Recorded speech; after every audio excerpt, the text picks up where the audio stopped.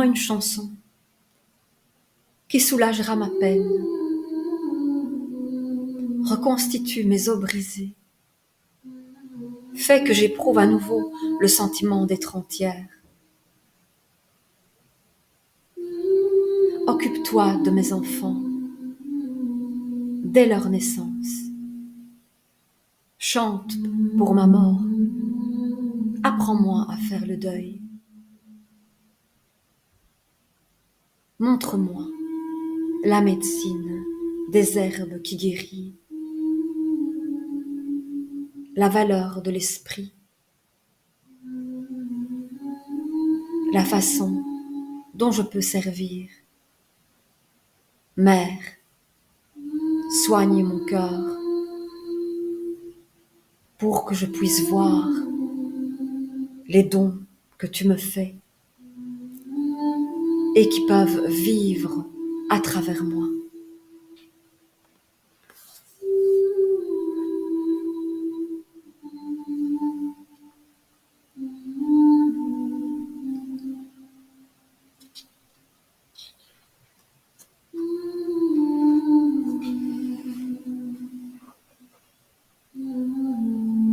La mère de clan de la 8e lune. La guérisseuse est la mère de clan de la 8e lune et du mois d'août. Elle est la protectrice de tout ce qui vient servir la vérité. La guérisseuse s'occupe des enfants de la terre en étant la dépositaire des arts thérapeutiques. La mère de tous les rites de passage. La gardienne des mystères de la vie et de la mort. Celle qui chante le chant de la mort. C'est une sage femme, une herboriste, une femme médecine, une guérisseuse spirituelle. Elle enseigne les cycles de notre chemin sur terre. Sa couleur est le bleu, qui représente l'intuition, la vérité, l'eau et les sentiments. En tant que gardienne des plantes et des racines qui soignent, elle est intimement liée aux esprits du royaume végétal, c'est-à-dire le peuple de tout ce qui est vert et qui croît. Il est parfois appelé peuple de la couverture terrestre, parce que plantes et arbres ensemble forment la couche qui protège le sol de la terre-mère, de l'érosion, et qui préserve l'équilibre de ces cycles de régénération.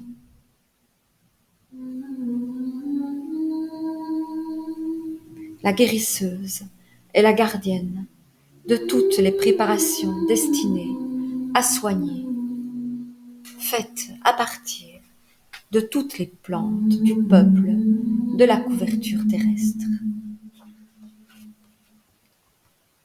Elle sait quelle partie de chaque plante utiliser pour ses remèdes, ainsi que la façon de les cueillir et de les préparer. En tant que gardienne des mystères de la vie et de la mort, elle accueille les nouveaux esprits dans le monde quand ils prennent un corps humain. Lorsque la marche terrestre d'un individu est achevée, elle célèbre les êtres qui abandonnent leurs habits de chair ou qui meurent pour le monde de l'esprit. Elle est aussi au service des enfants de la terre dont elle recoue les blessures, remet les os en place, accouche les enfants, soigne les corps et les esprits tout au long de leur chemin sur la terre. La guérisseuse est aussi la protectrice des cycles de croissance de la roue de médecine et de tous les rites de passage.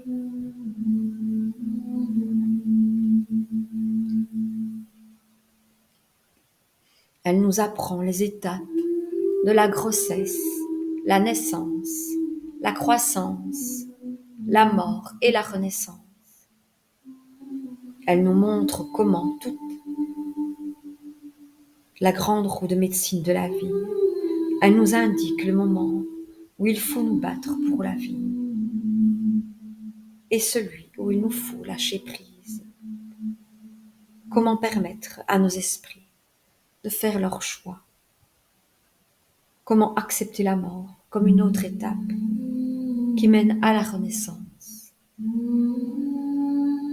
La guérisseuse investit chacun des êtres humains qu'elle enseigne de la capacité d'abandonner la peur de la mort et d'accepter le changement comme une nouvelle aventure dans la vie. Qu'il s'agisse de la mort d'une relation, de la fin d'un travail ou du terme de la vie physique, elle nous montre comment voir au-delà de l'illusion d'une fin et comment célébrer chaque avancée sur notre route comme un nouveau pas qui nous mène à la totalité.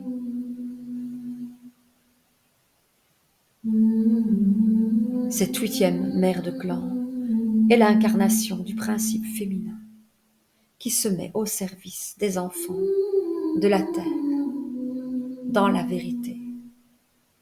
Elle leur porte assistance par le processus de guérison qu'est l'accomplissement humain.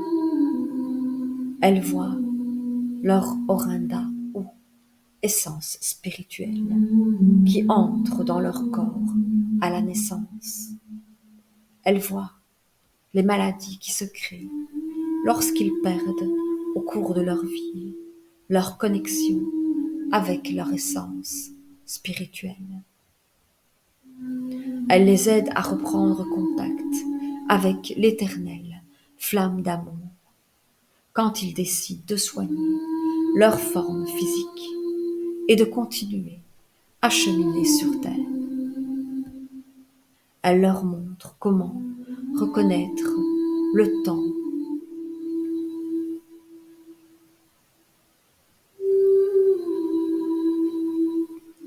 où leur mission sur terre est achevée, le moment où ils sont prêts à devenir un avec l'Orinda et à renaître dans le monde de l'esprit. L'histoire de sa médecine est pour nous une façon de comprendre la vaste sagesse qu'elle offre à tous.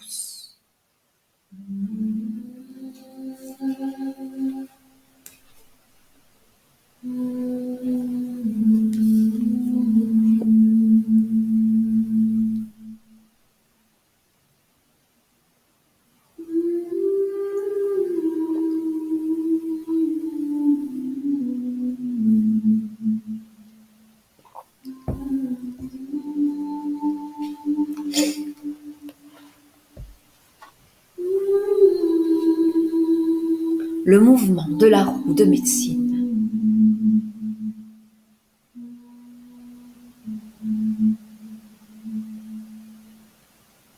Des gouttes de sueur coulaient sur le visage de la guérisseuse, à force de pétrir les tensions dans les muscles des cuisses de la femme en travail, allongée devant elle.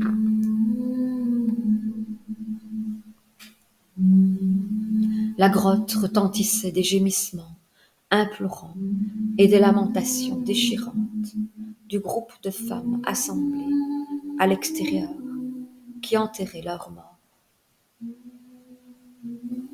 C'était le temps de la lune, de privation, la dernière période avant que la terre-mère secoue son manteau de neige et de glace et accueille les nouvelles pousses vertes.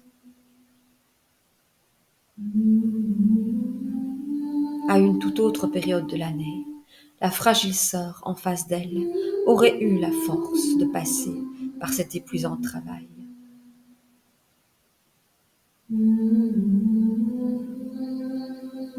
De fait, son clan n'avait pas eu de viande fraîche depuis de nombreux soleils, et les femmes enceintes, ainsi que les enfants à naître, en avaient souffert avec tous les autres. La guérisseuse souhaitait que les pleurantes s'éloignent un peu de la grotte, car elle lui faisait entendre, alors qu'elle était dans sa charge d'accoucheuse, qu'il n'y avait aucune raison de faire venir une nouvelle vie dans ce monde de famine qui les entourait. La dernière réserve de tubercules, graines et baies était partie 4 nuits plus tôt, accompagnée d'un écureuil famélique, trop faible pour éviter les chasseurs. Les enfants et les anciens avaient été les premiers à mourir à la fin de cette période lunaire.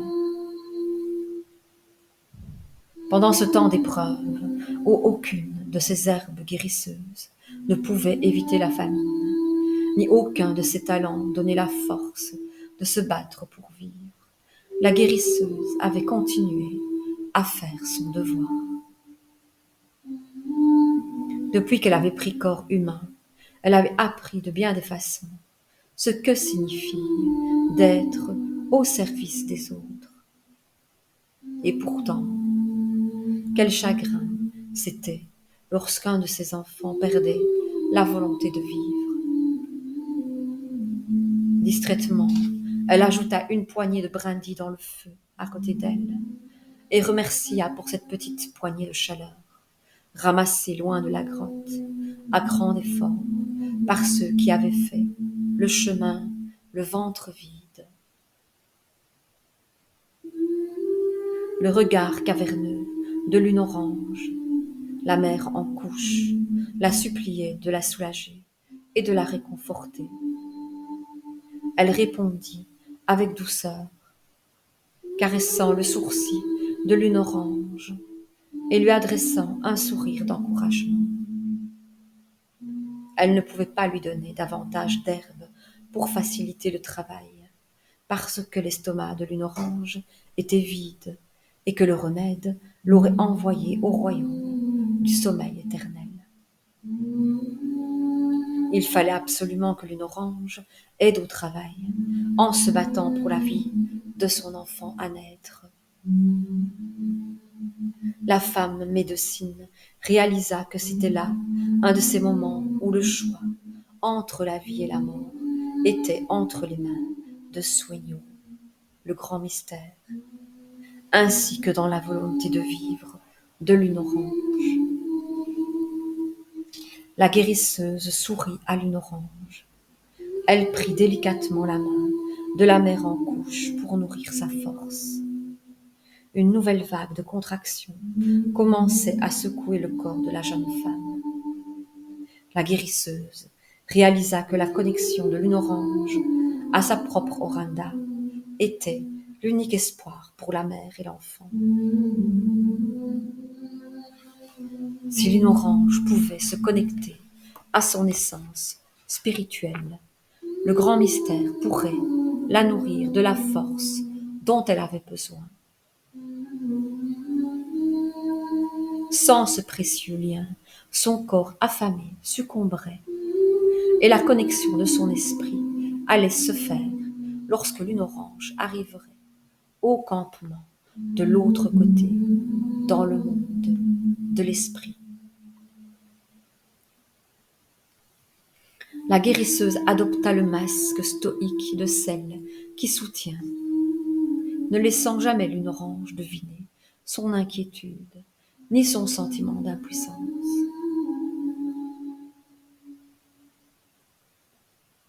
L'enterrement des membres de la famille qui étaient morts de faim devait être terminé parce que les lamentations stridentes s'étaient heureusement arrêtées.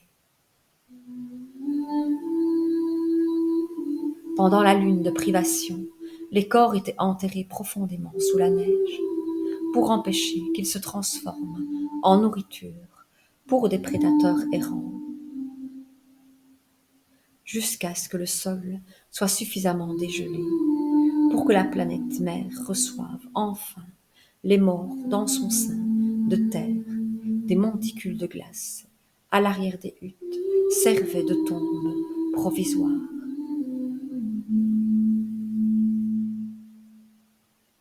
Qu'il leur était difficile de consacrer leurs ultimes forces à enterrer leurs morts. Mais les membres de cette tribu humaine acceptaient d'endurer cette difficulté par amour pour ceux qui étaient partis.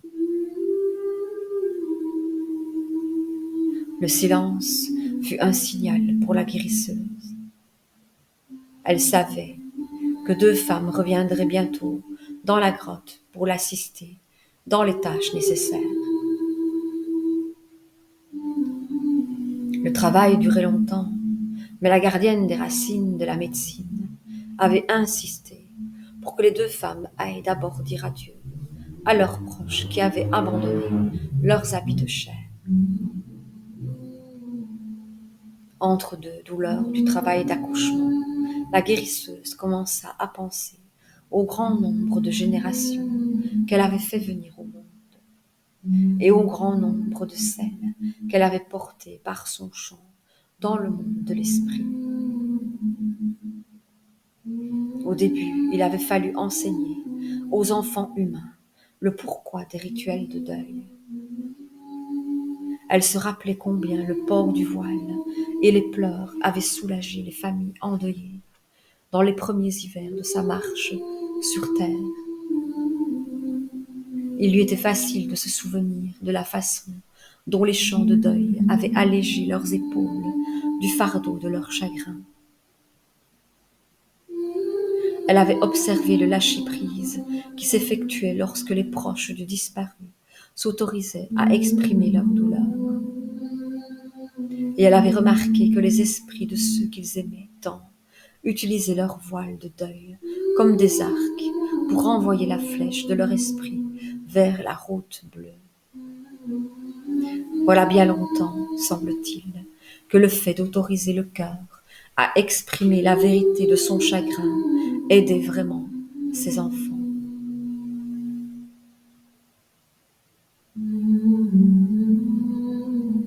La guérisseuse était remontée loin dans ses souvenirs, cependant, que d'instinct, derrière son masque, confiant et attentif, elle prenait soin des besoins de Lune Orange.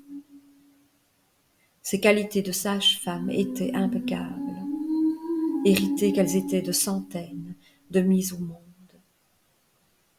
Elle montrait patience, compassion et le talent de prendre en charge l'accouchement sans jamais manifester de panique, aussi désespérée que puisse être la situation. Et bien sûr, la situation en cours exigeait sa totale attention. Mais la voix de son Orinda ne manquerait pas de la ramener de ses souvenirs au présent. Les images d'il y a bien des lunes déferlèrent dans son esprit, lui apportant les souvenirs de fêtes, des moissons, de mariages, naissances, morts, feux de conseils, célébrations de rites de passage, ainsi que de nuits passées autour du feu des huttes à raconter des histoires. Les visages de toutes les tribus et tous les clans du Mans, à 2 jambes qu'elle avait connus dans ces moments particuliers de partage, tourbillonnèrent devant elle, tandis que le vacillement de son feu de brindille lui rappela qu'elle devait ajouter une nouvelle poignée de combustible. Sinon, il allait faire encore plus froid. Parmi les souvenirs ainsi récoltés, une image commença à émerger, amenant la guérisseuse dans un autre temps. Elle avait passé beaucoup de cycles de neige et de moissons à apprendre à quels soins se destinait chaque racine, chaque feuille et chaque fleur de la tribu des plantes, bien qu'elle soit venue dans la marche de la terre avec un corps adulte qui ne vieillissait pas comme celui des autres êtres à deux jambes. Elle se sentait jadis plus jeune à cause de son manque d'expérience. Chaque enseignement qu'elle recevait de la tribu de ce qui est vert et qui croît était une contribution à la réalisation du désir de la nation des plantes de porter assistance à leurs parents humains pour qu'ils survivent. Elle se souvint des leçons du blaireau sur l'utilisation des racines qui soignent et de l'aide qu'il lui avait donnée quand elle avait rencontré son premier humain qui s'était cassé un os.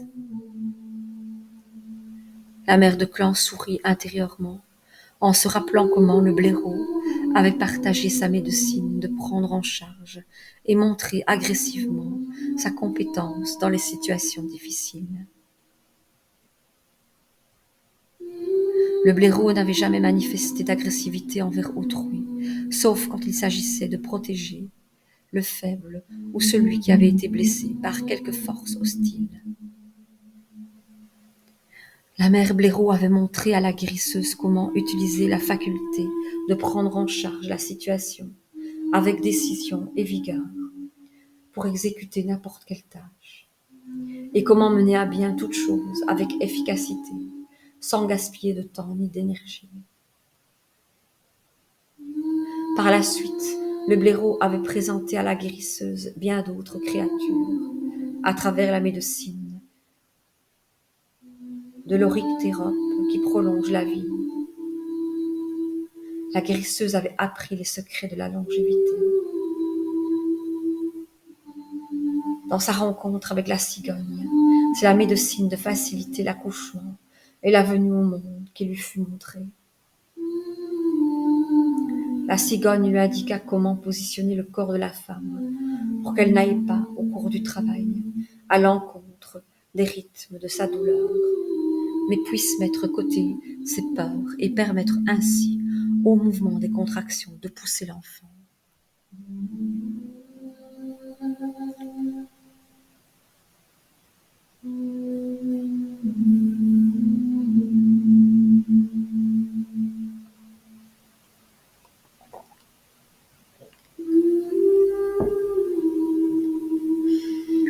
Les souvenirs s'enchaînaient les uns aux autres, comme pour rappeler à la guérisseuse le chemin par lequel elle était entrée dans la connaissance du soin à ses enfants. La femme médecine ressentit une profonde gratitude dans son cœur et envoya ses remerciements à chacun de ceux qui l'avaient enseigné, au fur et à mesure que ses souvenirs les lui présentaient. Elle remercia silencieusement l'orfraie qui, en brisant les os de sa proie, lui avait appris sa médecine de casser et mettre en place les os. Elle envoya toute la gratitude de son cœur au scarabée qui lui avait montré le processus de soigner et faire renaître à travers sa médecine de régénération. Le scarabée lui avait montré que toutes les choses se régénèrent sous d'autres formes et que rien dans l'univers n'est jamais perdu. De nouvelles plantes poussent du sol fertilisé par la décomposition des feuilles mortes. De nouveaux soleils naissent de la poussière d'étoiles qui explose. De nouvelles cellules apparaissent pour réparer les blessures de la chair. Et Lorenda est éternelle, prenant de nombreuses formes physiques à travers le temps.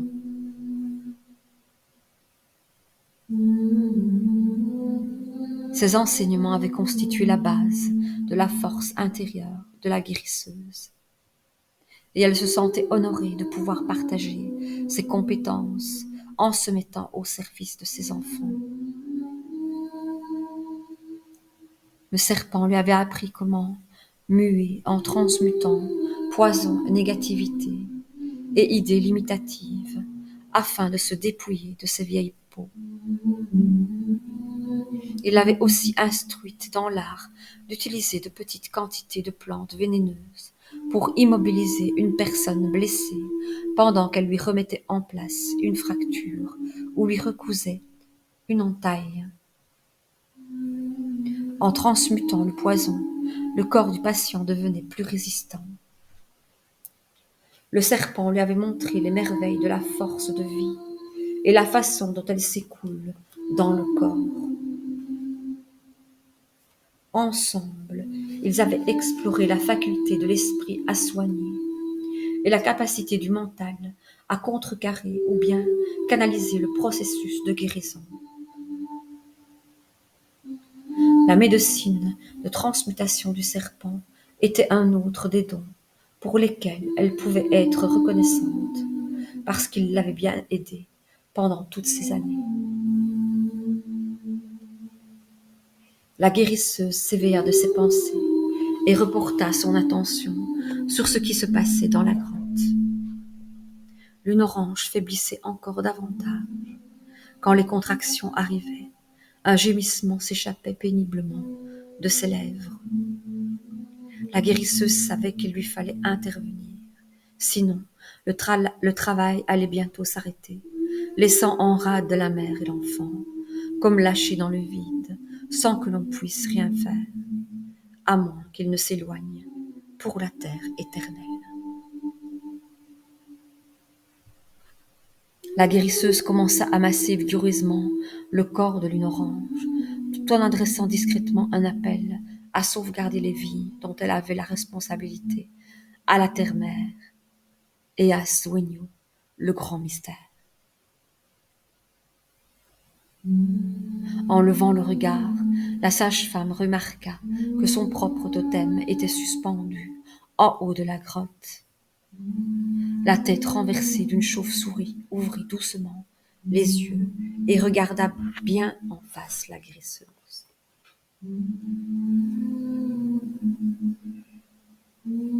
Sans cesser de masser jambes et bras de Lune Orange, la guérisseuse écouta la chauve-souris qui parlait à son cœur. « Mère, nous ne sommes pas seuls dans cette grotte, » lui dit la chauve-souris. « Regarde dans le coin le plus éloigné et vois qui est en train de surveiller tes efforts. » Vers le haut de la grotte, la guérisseuse décela une pâle lumière bleue. Elle reconnut la forme d'un esprit, semblable à ceux qu'elle avait vus lors de chaque naissance. La femme médecine fut soulagée et se sentit extrêmement heureuse. L'Orinda de l'enfant qui attendait de naître était dans la grotte. C'était le signe que la guérisseuse avait espéré. L'Orinda de l'enfant était prête à entrer dans son nouveau corps par le petit point tendre au moment où la tête du bébé serait couronnée par le canal de naissance en sortant du ventre de sa mère.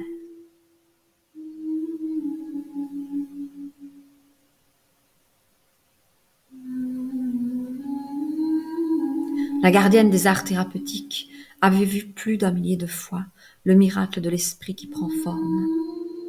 Mais elle était toujours pleine d'exaltation quand elle recommençait l'expérience. Elle jeta un coup d'œil à Lune Orange et vit que le massage réussissait à aider la mère en couche à garder une petite connexion avec son corps.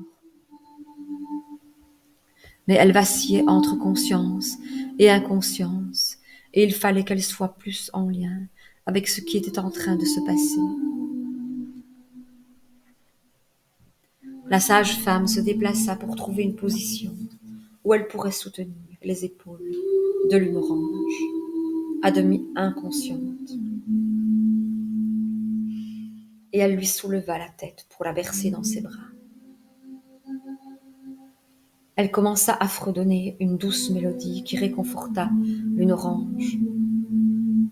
De temps en temps, la sage-femme pressait les mains, puis les bras de sa protégée, pour y stimuler la force de vie. Au bout d'une ou deux fois, Lune Orange ouvrit les yeux et souffla. Est-ce que je suis morte?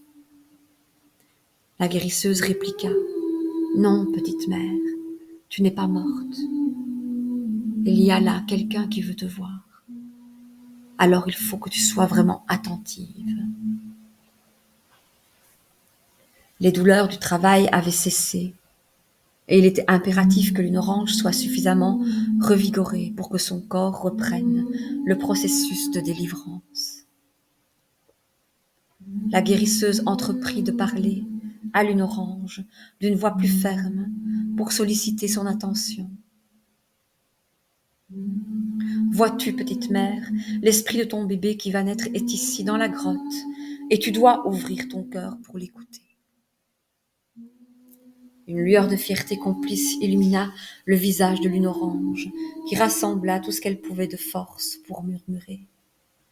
Aide-moi, s'il te plaît, montre-moi comment voir l'esprit de mon enfant, mère.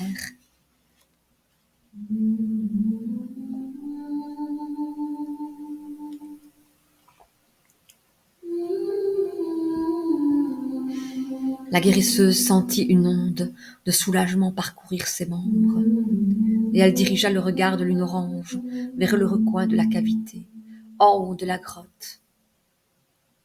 Elle commençait à croire qu'il y avait peut-être quelques ressources cachées, profondément enfouies, chez celle qui devait être mère, qui pourrait les tirer de ce délicat moment entre vie et mort.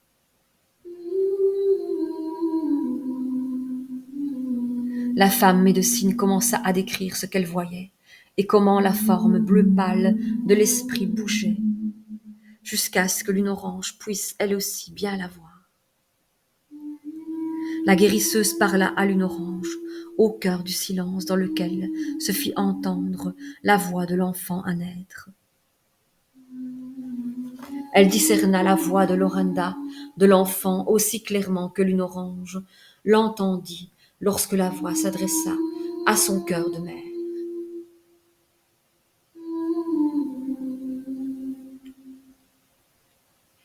Tu vas être ma mère, Lune Orange, mais c'est aussi pour t'enseigner que je viens. C'est avec ce temps d'avant ma naissance que nous devons commencer notre voyage ensemble. Tu as oublié comment te connecter à ton Orenda et comment obtenir du grand mystère la force dont tu as besoin. Je suis venue te rappeler le temps d'avant ta propre naissance, quand tu connaissais très bien cette connexion. Si tu murmures ton propre nom et te représentes ce qu'il veut dire, tu vas redécouvrir ta médecine personnelle. Tous ces dons reposent dans ton Orenda et attendent que tu les découvres.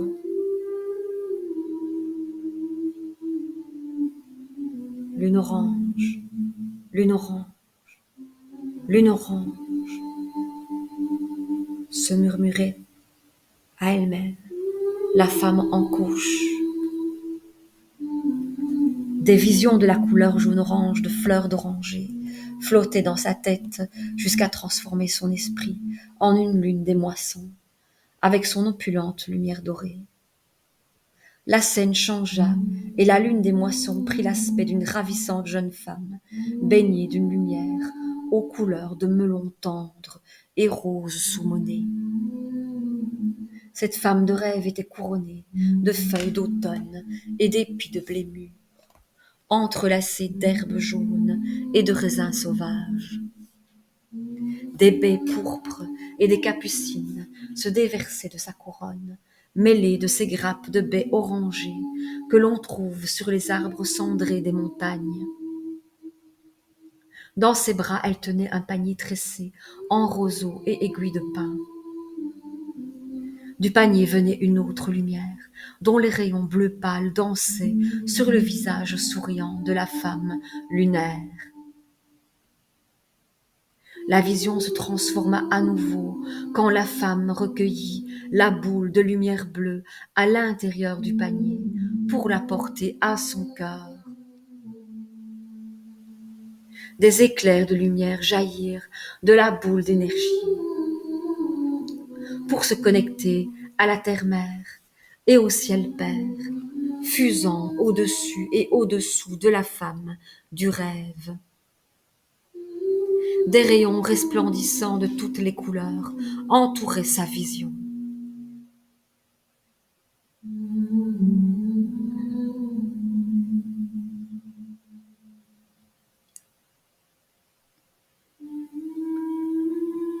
Lune orange pouvait sentir l'amour du grand mystère qui la touchait depuis son rêve. Et à cet instant précis, Lune orange sentit la vie qui explosait à l'intérieur de son propre cœur.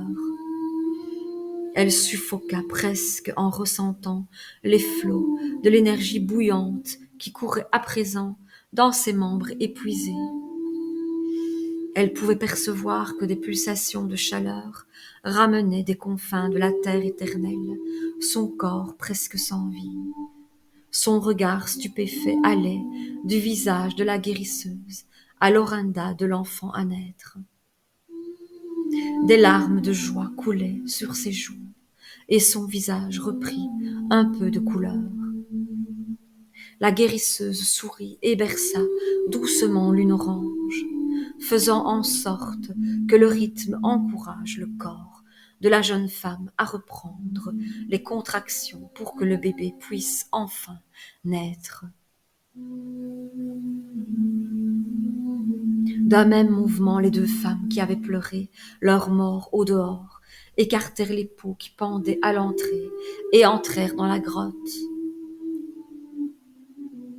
Elles avaient nettoyé les traces de pleurs sur leur visage et parfumé leur corps avec de la fumée de cèdre, ainsi que la guérisseuse le leur avait enseigné, laissant leurs pensées de deuil à l'extérieur de la grotte.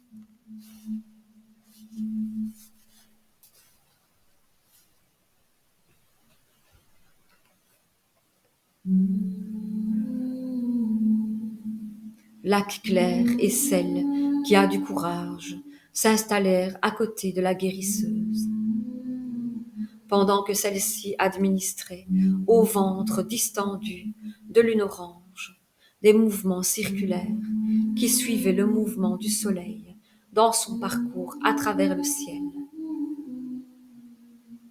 La guérisseuse fit alors signe à Lac clair de soutenir les épaules de Lune orange et se plaça face à la future mère pour pouvoir appuyer par devant sur son bassin. Après l'avoir ainsi massée pendant quelques instants, la guérisseuse attrapa son grelot et l'agita au-dessus du ventre de Lune orange, suivant le même mouvement circulaire du soleil. Elle commença à chanter la chanson de la chauve-souris pour faire reprendre les contractions. Mère chauve-souris, écoute ma chanson. Dans la grotte du ventre de cette femme, tu dois t'envoler hors de l'obscurité pour vite apporter cet enfant.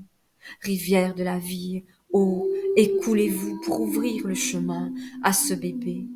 Mère chauve-souris, symbole de renaissance, libère ce qui fait entrave.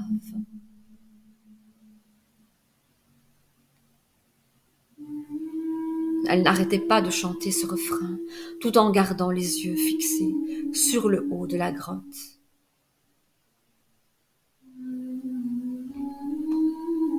À la fin de la 7e reprise, la chauve-souris, qui avait surveillé la scène en dessous d'elle, accrochée à l'envers comme l'enfant dans le ventre de Lune orange, prit son envol et s'esquiva par l'entrebâillement des peaux à l'entrée de la grotte.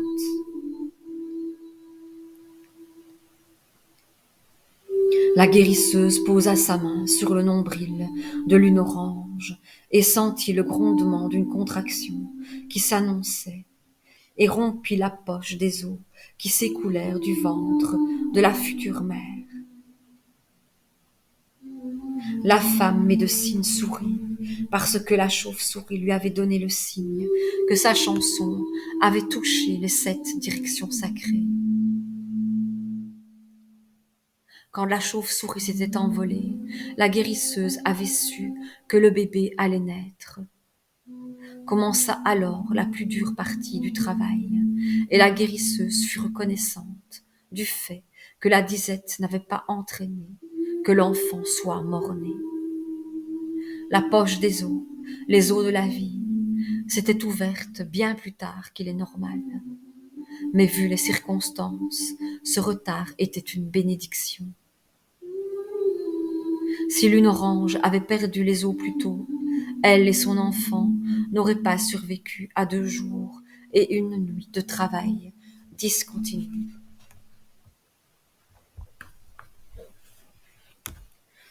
Le grand-père Soleil allait se lever à nouveau, amenant ce travail exténuant à son heureuse conclusion. Lac clair et celle qui a du courage étaient en train de s'activer avec autant d'implication que la guérisseuse lorsque la tête du bébé se présenta. Lune orange était maintenue en position accroupie, permettant ainsi au magnétisme de la terre-mère d'amener l'enfant sur son chemin terrestre. Lune orange cria d'admiration plutôt que de douleur lorsqu'elle vit l'orinda de son enfant pénétrer le point souple de son crâne. Avec la poussée suivante, le corps du bébé se tourna et les épaules furent libérées. Les fesses suivirent doucement et sans effort. La guérisseuse attrapa l'enfant et souffla. C'est une fille, Lune orange. La jeune mère fut soulagée et heureuse quand la petite fille se manifesta en écho, faisant savoir au monde qu'elle était venue avec une jolie voix. La guérisseuse coupa le cordon, lava l'enfant dans l'eau, faite de neige fondue, que Lac clair avait préparée près du feu, puis enveloppa l'enfant d'une fourrure douce et la plaça auprès de Lune orange. Celle qui a du courage commença à pétrir le ventre de Lune orange pour finir de la délivrer, pendant que Lac clair prenait les linges de l'accouchement pour les enterrer dans la neige.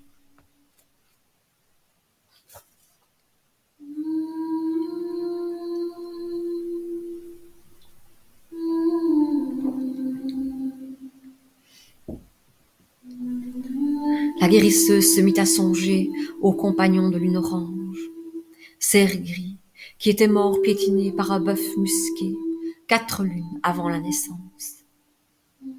Lune orange avait été recueillie dans la hutte de sa sœur, mais à présent sa sœur et toute sa famille étaient mortes de faim. La femme médecine prit une décision. Lune orange viendrait vivre dans son foyer.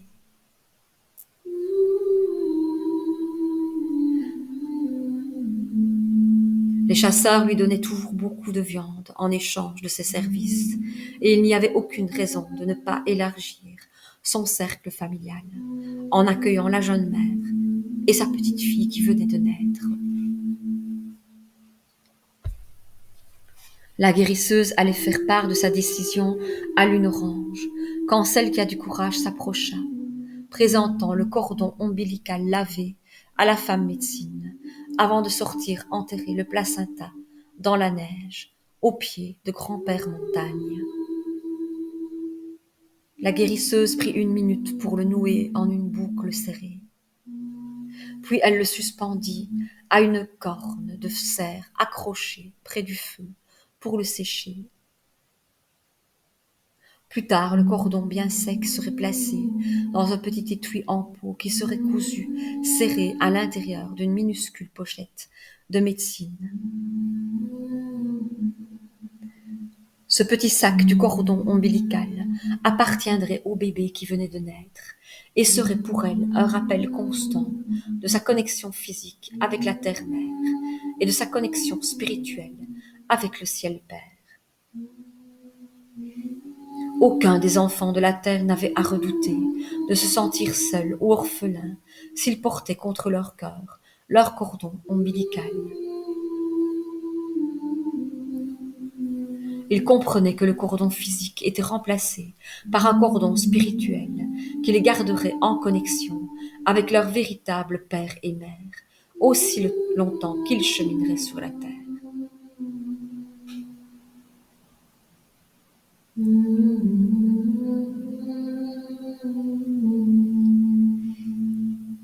Lune Orange appela la guérisseuse, qui aussitôt vint à ses côtés.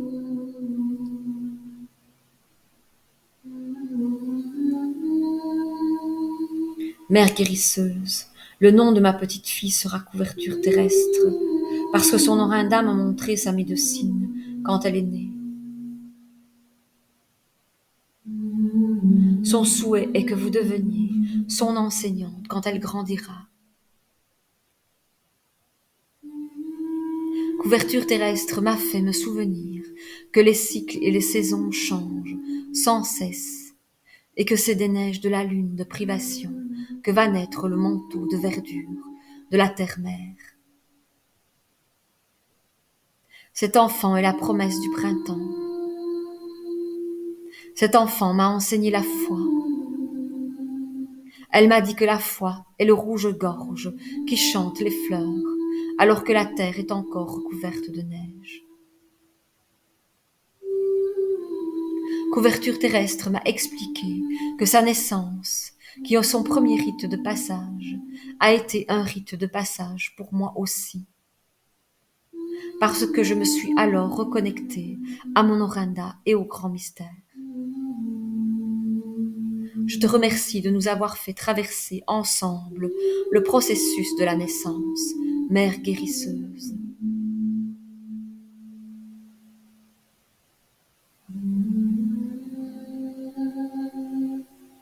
La guérisseuse fut touchée par les paroles de Lune Orange et lui fit part de sa décision de les emmener vivre chez elle toutes les deux. Elle savait quelles étaient les leçons que Couverture terrestre avait enseignées à sa mère, mais les entendre exprimer comme une expérience qui avait été comprise donna à la gardienne de l'art de guérir encore plus de joie. Celle qui a du courage entra dans la grotte, auréolée de délicieux arômes de viande grésillante. Un élan était tombé de la falaise au pied de Grand-Père Montagne, et celle qui a du courage l'avait découvert lorsqu'elle était allée enterrer le placenta. Elle avait donc fait cuire de nombreuses lamelles de viande et les avait amenées à la grotte pour que les femmes puissent se remplir le ventre. Ces femmes savaient qu'il était très important de manger de petites quantités et de bien mâcher pour que le repas ne soit pas rejeté par leurs estomacs. Après le repas, ce fut au tour de Couverture terrestre de vouloir être nourrie. Elle avertit d'un cri qu'elle ne voulait pas être oubliée. La guérisseuse sourit en voyant Couverture terrestre téter sa mère. La mère de clan repartit dans ses pensées, en imaginant comment serait la vie pour la petite Couverture terrestre. Comme le peuple de ce qui est vert et qui croit, cet enfant apprendrait les cycles de la vie, de la mort et de la régénération, en devenant sœur du peuple des plantes et des arbres. Et elle apprendrait comment utiliser toutes les parties de chaque plante. La guérisseuse lui enseignerait comment faire accoucher les mères de leurs bébés, réparer les os brisés, recoudre les plaies et soigner les esprits blessés. Couverture terrestre devait apprendre les voies de l'esprit, même si son Orinda les connaissait avant sa naissance. L'oubli constituait toujours une grande part du processus de la vie humaine. Mais restaurer le souvenir était l'un des plus importants rites de passage au cours d'un chemin humain sur la terre, quel qu'il soit.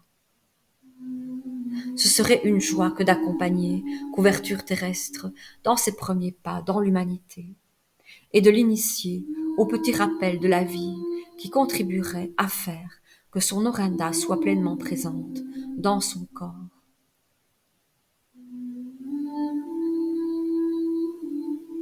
L'éternelle flamme d'amour était la lumière qui guidait l'Orinda de toute forme de vie.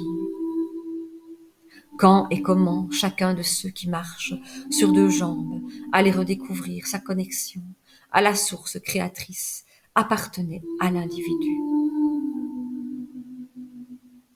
La naissance apportait indéfectiblement croissance, changement, mort et renaissance, suivant la grande roue de médecine qui tournait.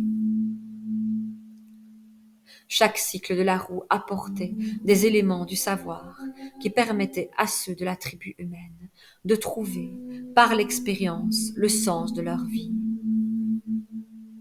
La volonté de continuer et d'apprendre encore davantage était animée par l'Orinda et par la connexion de l'esprit au grand mystère.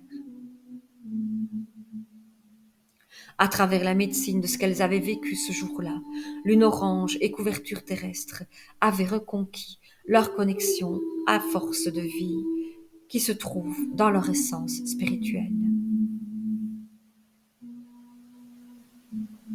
C'est à cause de ces connexions que la chauve-souris avait volé hors de la grotte et avait demandé à l'élan de sacrifier son corps, en sorte que la résistance et persévérance qui caractérisent sa médecine puissent être partagées avec ce groupe d'êtres humains.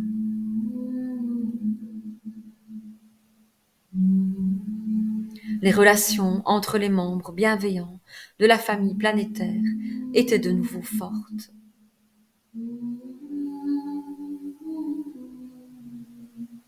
De cette éprouvante période de famine et de perte, ce clan des êtres à deux jambes venait de renaître, parce que l'une d'entre eux avait nourri sa foi à l'éternelle flamme d'amour qui demeure dans son Orinda.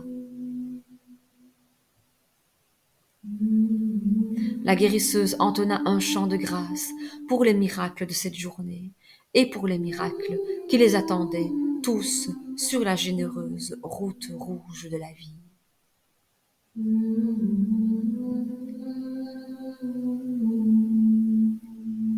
Il lui vint de nouveau à l'esprit que saison ou raison apporte autant d'occasions de grandir et de changer.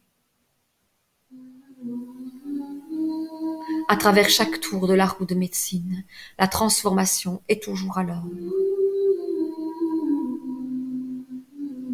L'éternel et irrépressible esprit humain chantera toujours la chanson de la vie, de la croissance, de la mort et de la renaissance dans les corps de ces êtres à deux jambes qui choisissent la transformation ou la guérison.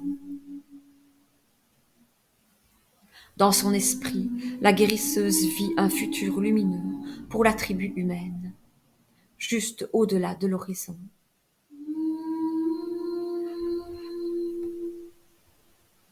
La mère de l'art de guérir fut reconnaissante du temps qui lui était accordé pour connaître et comprendre ses enfants de la terre.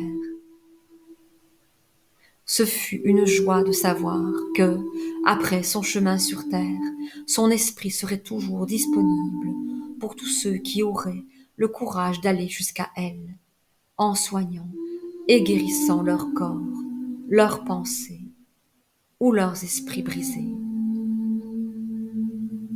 La roue de médecine continuerait à tourner, la vie à croître et à se transformer, la mort à apporter la renaissance, et elle serait toujours là, au service de toute guérison, jusqu'à la fin des temps.